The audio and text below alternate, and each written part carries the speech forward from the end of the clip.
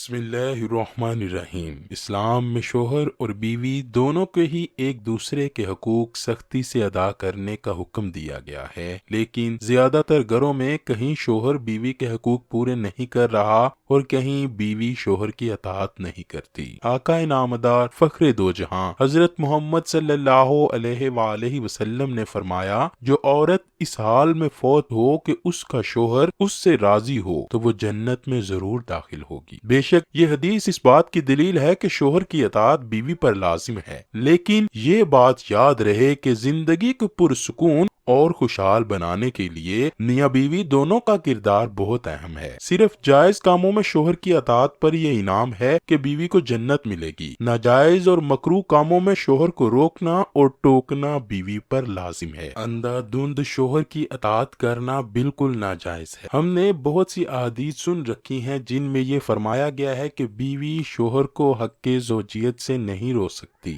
لیکن ہم آپ کو آج وہ احادیث بیان کریں گے جن میں ان شوہروں کا بیان ہے جو جان بوجھ کر بیوی کے چاہتے ہوئے بھی حق زوجیت ادا نہیں کرتے۔ ایک موقع پر حضور اکرم صلی اللہ علیہ وآلہ وسلم نے فرمایا، عورت جب 5 نمازیں پڑھے، رمضان کے روزے رکھے، اپنی شرمگاہ کی حفاظت کرے اور اپنے شوہر کی اطاعت کرے تو اس سے کہا جائے گا کہ جنت کے جس دروازے سے چاہو داخل ہو جاؤ۔ ناظرین گرامی، شوہر کو اس بات کا خیال رکھنا چاہیے کہ وہ بیوی کا خیر خواہ، ہمدرد، سخن فہم اور مزاج آشنا بن جائے تاکہ اسے پھر کسی غمگسار اور دلجوئی کرنے والی کی ضرورت نہ رہے۔ جیسا کہ رسول اللہ صلی اللہ علیہ وآلہ وسلم نے فرمایا، مومنین میں سے کامل ترین ایمان اس شخص کا ہے جو ان میں سے بہت زیادہ خوش اخلاق ہو، اور تم میں بہتر وہ شخص ہے جو اپنی عورتوں کے حق میں بہتر ہے۔ اسی طرح قرآن کریم میں اللہ پاک فرماتا ہے، اور ان عورتوں کے ساتھ خوبی کے ساتھ گزارن کرو، اور اگر وہ تم کو ناپسند ہو تو ممکن ہے کہ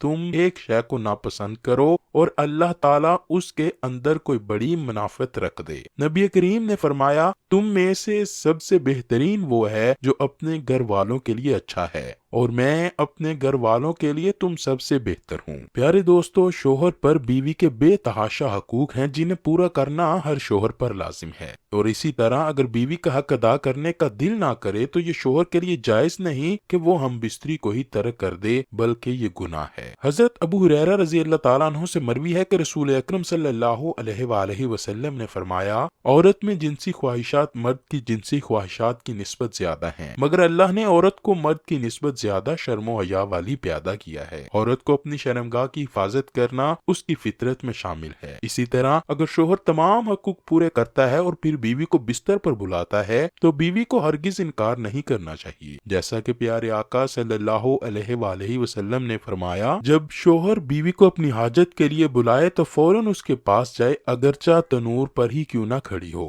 رسول اللہ صلی اللہ علیہ وآلہ وسلم نے فرمایا، جب کسی شوہر نے اپنی بیوی کو اپنے بستر پر بلایا اور وہ نہ آئی، پھر اسی غصے میں اس نے رات گزاری تو صبح تک سارے فرشتے اس عورت پر لعنت کرتے رہتے ہیں۔ حضرت ابو ہریرہ رضی اللہ تعالیٰ عنہ سے مروی ہے کہ اللہ کے رسول نے فرمایا، اے لوگو، تم میں سے کوئی ہے جو اپنی بیوی سے حاجت پوری کرتے ہوئے پردہ کر لیتا ہے؟ وہاں جمع ہوئے صحابہ کرام میں سے کافی صحابہ کا ہاں میں جواب آیا۔ پھر آپ نے فرمایا، تم میں سے کوئی ہے جو اپنی راز کی باتیں دوسرے لوگوں سے کرتا ہے؟ یہ بات سن کر سارے مردوں نے کوئی جواب نہ دیا۔ پھر آپ نے عورتوں کی طرف متوجہ ہو کر پوچھا، کیا تم میں سے ایسی عورتیں ہیں جو اپنے شوہر کی راز کی باتیں باہر جا کر عورتوں پر ظاہر کرتی ہیں؟ عورتوں میں تھوڑی دیر خاموشی چھا گئی، پھر ایک عورت اٹھی اور رسول اللہ سے کہنے لگی، اے اللہ کے رسول، اپنی راز کی باتیں مرد بھی مردوں سے کرتے ہیں اور عورتیں بھی عورتوں سے کرتی ہیں۔ اس عورت کی بات سن کر رسول اللہ صلی اللہ علیہ وآلہ وسلم نے فرمایا کہ اپنی حاجت کی باتیں دوسروں سے ظاہر کرنا ایسا ہے جیسے ایک راہ گیر زانی عورت ایک زانی مرد سے بدکاری کرتی ہے اور ارد گرد کے لوگ ان دونوں کو دیکھ رہے ہوں۔ علماء کرام بیان کرتے ہیں کہ جب شادی شدہ جوڑا ایک دوسرے کے قریب ہوں تو سب سے پہلے بسم اللہ پڑھ لیں تو اللہ پاک ان سے جنوں اور شیاطین کو دور کر دیتا ہے۔